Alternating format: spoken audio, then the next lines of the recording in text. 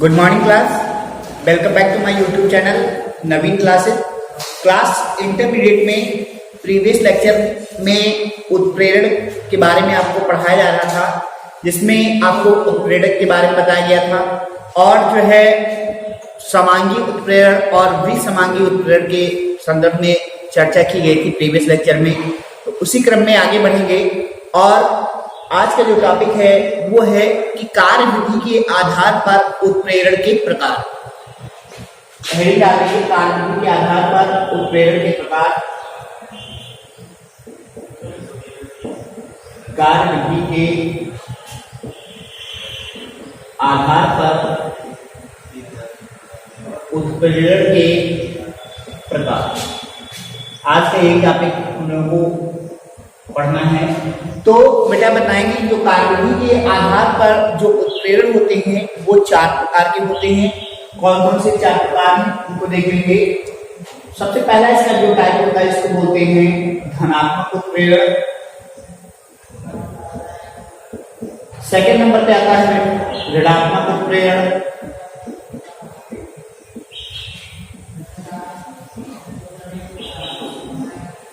Third number पे होता है स्वाउत्प्रेरण और 4 नंबर पे जो होता है उसको बोलते हैं बेटा प्रेरित उत्प्रेरण। तो क्या बताया गया कि कार्यविधि के आधार पर उत्प्रेरण 4 प्रकार के होते हैं। धनात्मक उत्प्रेरण मतलब पॉजिटिव कैटालाइसिस, ऋणात्मक उत्प्रेरण मतलब नेगेटिव कैटालाइसिस, स्वाउत्प्रेरण मतलब ऑटो कैटालाइसिस, प्रेरित उत्प्रेरण मतलब इंड्यूस्ड कैटालाइसिस। इतनी बात क्लियर हो गई होगी कि कार्य विधि के आधार पर उत्प्रेरण 4 प्रकार के होते हैं। Positive catalysis, negative catalysis, auto catalysis and induced catalysis. अब हम लोग जो है एक एक करके सभी के बारे में चर्चा करेंगे। तो सबसे पहले देखेंगे धनात्मक उत्प्रेरण।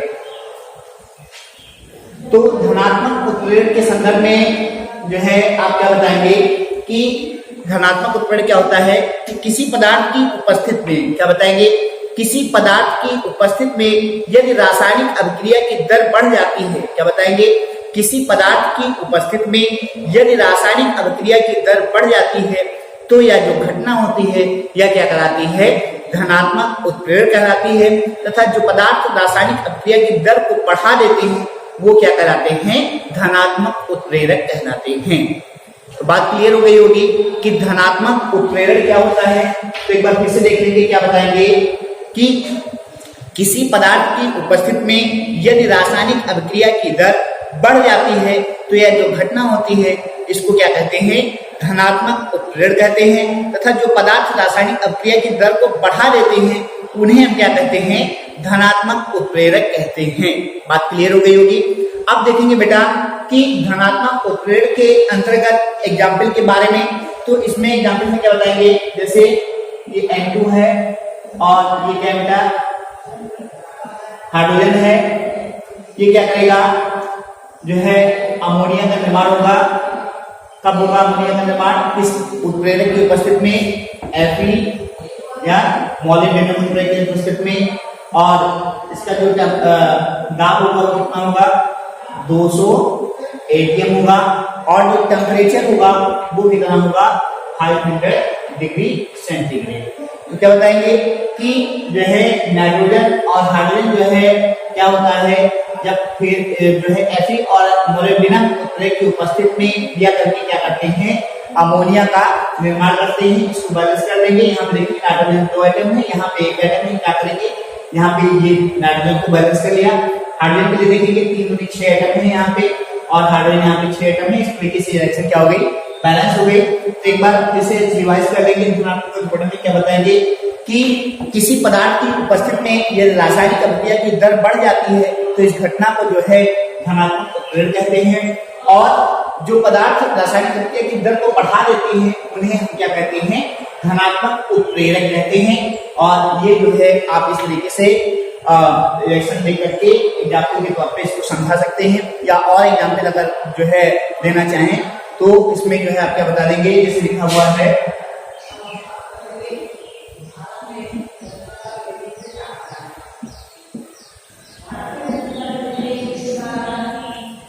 ये क्या है, KClO3 है, इसको ये क्या हो जाएगा, मैग्नीज डाइऑक्साइड की उपस्थिति में ये क्या है, उत्प्रेरक है, इसको बैलेंस कर देंगे तो यहाँ पे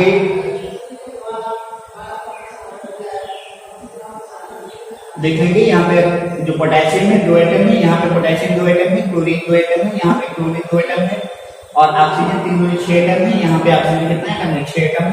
तो इस तरीके से जो MnO2 है, यहाँ पे जो Fe या MO जो मोलिब्डेनम है, ये सब क्या कर रहे हैं, जो है अक्रिया की दर को क्या कर रहे हैं, बढ़ा दे रहे हैं। इसलिए ये जो है एग्जाम्पल जो है ये सब जो है आप धनात्मक उत्प्रेरक के संदर्भ में आप बता सकते हैं। तो धनात्मक उत्प्रेरक समझ में आ गया होगा कि धनात्मक उत्प्रेरक क्या होता है और किस तरीके से जो है इसमें जो है रिएक्शन को बताएंगे कि इसमें जो है उत्प्रेरक जो है वो क्या कर रहा है, क्रिया की दर को बढ़ा रहा है। तो बात क्लियर हो गई होगी।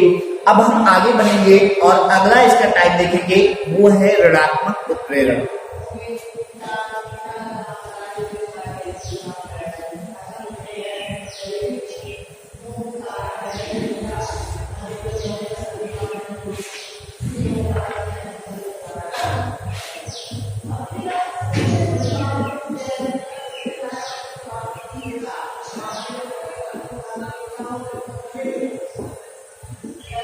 सेकेंड नंबर पे क्या बताना है आपको, ऋणात्मक उत्प्रेरक। तो ऋणात्मक उत्प्रेरक के संदर्भ में आप क्या बताएंगे कि किसी पदार्थ की उपस्थिति में क्या बताएंगे, किसी पदार्थ की उपस्थिति में यदि रासायनिक अभिक्रिया की दर घट जाती है तो इस घटना को ऋणात्मक उत्प्रेरक कहते हैं, तथा जो पदार्थ रासायनिक अभिक्रिया की दर को घटा देते हैं उन्हें हम क्या कहते हैं, ऋणात्मक उत्प्रेरक कहते हैं। तो एक बार फिर से देख लेंगे, ऋणात्मक उत्प्रेरक के संदर्भ में क्या बताएंगे कि किसी पदार्थ की उपस्थिति में क्या बताएंगे, किसी पदार्थ की उपस्थिति में यदि रासायनिक अभिक्रिया की दर घट जाती है, कम हो जाती है, तो इस घटना को ऋणात्मक उत्प्रेरण कहते हैं, तथा जो पदार्थ रासायनिक अभिक्रिया की दर को घटा देते हैं उन्हें हम क्या कहते हैं बेटा, धनात्मक उत्प्रेरक कहते हैं। तो बात क्लियर हो गई होगी कि धनात्मक उत्प्रेरक जो है क्या होता है, या धनात्मक उत्प्रेरक क्या होता है, या धनात्मक उत्प्रेरक क्या होता है। अब इसमें एग्जाम्पल में देखेंगे, जैसे अब देखेंगे इसकी एग्जाम्पल में रिएक्शन में देखेंगे, जैसे लिखा हुआ है बेटा हाइड्रोजन पेरोक्साइड H2O2, ये क्या हो गया, हाइड्रोजन पेरोक्साइड हो गया। इसमें किसकी उपस्थिति में देखेंगे, H3PO4 या ग्लिसरीन उपस्थिति में रहेगा, तो जो है ये क्या बनेगा, H2O बनेगा, साथ में ये दूर हो जाएगा। अब क्या करेंगे, इसको बैलेंस देख लेंगे, हाइड्रोजन यहाँ पे 2 एटम है, यहाँ पे हाइड्रोजन 2 एटम है, ऑक्सीजन यहाँ पे 2 एटम है, ऑक्सीजन यहाँ पे कितना एटम है, 3 एटम है, इसलिए हम क्या करेंगे, यहाँ पे आगे 2 लगा देंगे, तो हाइड्रोजन कितने एटम होंगे, 2 एटम होंगे, यहाँ पे 2 है, तो यहाँ पर भी क्या कर देंगे, 2 लगा देंगे, तो कितना हो गया, 2 दूनी 4 एटम, ये हो गया हाइड्रोजन, यहाँ पर हाइड्रोजन 4 एटम हो गया, यहाँ पे ऑक्सीजन 2 दूनी 4 एटम है, और यहाँ पे ऑक्सीजन की ये 2 एटम है और ये 2 एटम है, तो कितना हो गया, ऑक्सीजन 2 एटम हो गया। तो इस तरीके से इसमें क्या हो रहा है, H3PO4 या जो ग्लिसरीन है वो क्या कर रहा है, अपक्रिया की दर को क्या कर रहा है, घटा रहा है। तो इस तरीके से ये क्या हो गया, ऋणात्मक उत्प्रेरक के एग्जाम्पल में आप जो है इसको बता सकते हैं कि जो है H2O2 जो है जब H3PO4 या ग्लिसरीन की उत्प्रेरक की उपस्थिति में जब क्रिया करता है तो H2O और O2 बनता है। इसमें क्या हो रहा है, रासायनिक अभिक्रिया की दर क्या हो रही है, घट रही है, इसलिए ये क्या हो गया, ऋणात्मक उत्प्रेरक का एग्जाम्पल हो गया। या और जो है और एग्जाम्पल अगर आप बताना चाहते हैं जो है अभिक्रिया दे करके, तो इसमें आप क्या बता सकते हैं, जैसे लिखा हुआ बेटा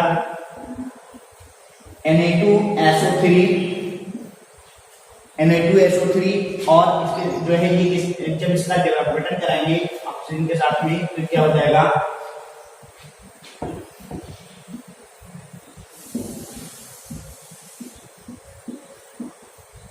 यहाँ पे बैलेंस कर देंगे, यहाँ पे आगे क्या कर देंगे, 2 लगा देंगे, यहाँ पे Na सोडियम 2 दूनी 4 एटम हो गया, यहाँ पे सोडियम 4 एटम हो गया, यहाँ पे जो सल्फर है वो कितने एटम है, 2 एटम है, यहाँ पर भी सल्फर 2 एटम है, ऑक्सीजन 3 दूनी 6 और 2 8 एटम है, और यहाँ पे ऑक्सीजन 4 दूनी 8 एटम है।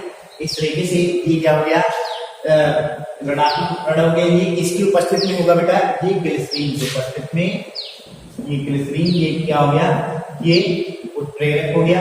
तो यही बताया गया कि यदि किसी रासायनिक जो है वह पदार्थ की किसी रासायनिक क्रिया की दर को घटा देता है तो इस घटना को हम ऋणात्मक उत्प्रेरक कहते हैं, तथा वह पदार्थ जो अपक्रिया की दर को घटाता है उसे हम क्या कहते हैं, ऋणात्मक उत्प्रेरक कहते हैं। तो इस तरीके से आप बताएंगे इसमें जो ग्लिसरीन उत्प्रेरक है ये ऋणात्मक उत्प्रेरक का कार्य कर रहा है, इसमें जो है H3PO4 या जो ग्लिसरीन है यहाँ पर भी ये क्या कर रहा है, ऋणात्मक उत्प्रेरक अर्थात अभिक्रिया की दर को घटाने का कार्य कर रहा है, इसलिए क्या हो गया, ऋणात्मक उत्प्रेरक हो गया। अब हम देखेंगे अगला टाइप, वो है स्व उत्प्रेरक। अब हम देखेंगे बेटा अगला पार्ट इसका, वो है स्व उत्प्रेरक।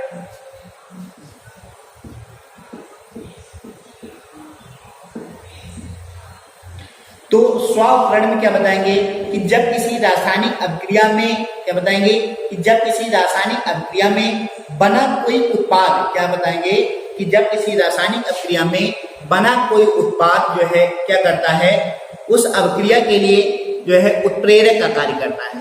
क्या बताएंगे कि जब किसी तो क्या बताएंगे बेटा स्व उत्प्रेरण में कि जब किसी अभिक्रिया में बना कोई उत्पाद जो है उस अभिक्रिया के लिए क्या उत्प्रेरक का कार्य करता है। क्या बताएंगे कि जब किसी अभिक्रिया में जो है बना कोई उत्पाद, मतलब अभिक्रिया जो हो रही है, तो उस अभिक्रिया से जो उत्पाद बनता है वो उत्पाद उस अभिक्रिया के लिए उत्प्रेरक का कार्य करता है। तो इस प्रकार के उत्प्रेरक को हम क्या कहते हैं, स्व उत्प्रेरक कहते हैं। और जो इस प्रकार की जो घटना होती है उसको हम क्या कहते हैं, स्व उत्प्रेरण कहते हैं। तो एक बार फिर से देख लेंगे, क्या बताएंगे कि जब किसी रासायनिक अभिक्रिया में बना कोई उत्पाद उस अभिक्रिया के लिए उत्प्रेरक का कार्य करता है, तो इस प्रकार के उत्प्रेरक को हम स्व उत्प्रेरक कहते हैं। और इस प्रकार की जो घटना होती है इसको हम क्या कहते हैं बेटा, स्व उत्प्रेरण कहते हैं। तो बात समझ में आ गई होगी।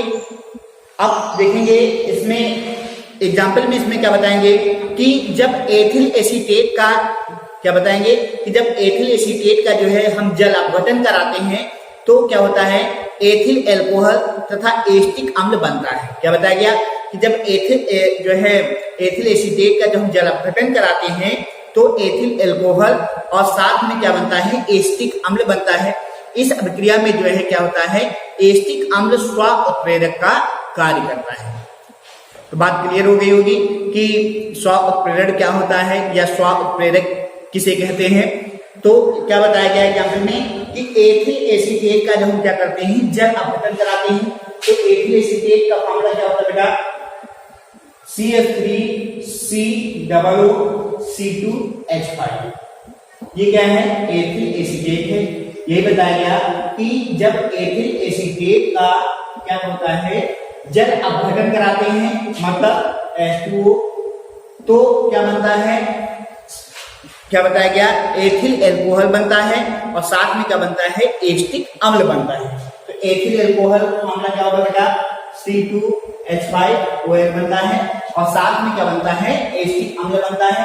तो एस्टिक अम्ल फॉर्मूला क्या हो जाएगा, CH3COOH। ये क्या है, एसिटिक अम्ल है और ये क्या है, एथिल एल्कोहल। तो क्या बताया गया कि जब एथिल एसीटेट का जल अपघटन कराया जाता है तो एथिल एल्कोहल तथा एस्टिक अम्ल का निर्माण होता है। तो इस अभिक्रिया में ये क्या है बेटा, ये C2H5OH क्या है, उत्पाद है, ठीक है। और तो ये जो उत्पाद है ये क्या करता है, एज ए कैटालिसिस इस अभिक्रिया के लिए कार्य करता है, उत्प्रेरक के रूप में कार्य करता है। तो स्व उत्प्रेरण में यही बताया गया कि जब किसी रासायनिक अभिक्रिया में कोई उत्पाद क्या करता है, उस अभिक्रिया के लिए उत्प्रेरक का कार्य करता है, तो इस प्रकार के उत्प्रेरक को हम क्या कहते हैं, स्व उत्प्रेरक कहते हैं। इसको क्या कहेंगे बेटा, स्व उत्प्रेरक कहेंगे, क्योंकि ये क्या है, ये उत्पाद है और ये क्या कर रहा है, इस अभिक्रिया के लिए उत्प्रेरक का कार्य कर रहा है।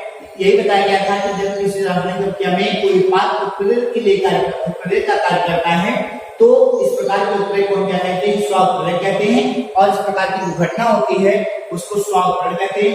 तो क्या बताया गया कि जब एथिल एसीटेट का जल अपघटन कराते हैं तो एथिल अल्कोहल क्या करता है, एज अ कैटालिसिस रिसेप्टर में कार्य करता है और ये क्या हो गया, स्व उत्प्रेरक हो गया।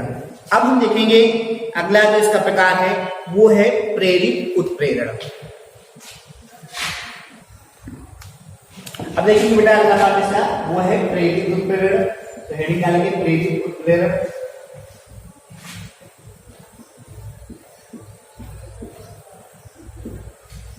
और प्रेरित उत्प्रेरण में क्या बताएंगे कि जब एक रासायनिक अभिक्रिया किसी दूसरी रासायनिक अभिक्रिया की दर को बढ़ा देती है तो इस प्रकार के उत्प्रेरण को जो है हम क्या कहते हैं, प्रेरित उत्प्रेरक। तथा इस प्रकार की जो घटना होती है इसको हम प्रेरित उत्प्रेरण कहते हैं। एक बार फिर से देख लेंगे, क्या बताएंगे कि जब एक रासायनिक अभिक्रिया किसी दूसरी रासायनिक अभिक्रिया की दर को बढ़ा देती है, मतलब एक जो केमिकल जो रिएक्शन है वो क्या करती है, दूसरी केमिकल रिएक्शन की जो दर है, जो उसकी रेट है, उसको क्या करती है, जब बढ़ा देती है तो इस प्रकार के उत्प्रेरक को जो है हम प्रेरित उत्प्रेरक कहते हैं। और जो इस प्रकार की जो घटना होती है इसको जो है हम प्रेरित उत्प्रेरण कहते हैं। तो आज के वीडियो में बस इतना ही। आगे नेक्स्ट डे आपको नेक्स्ट टॉपिक पढ़ाया जाएगा। Thank you class.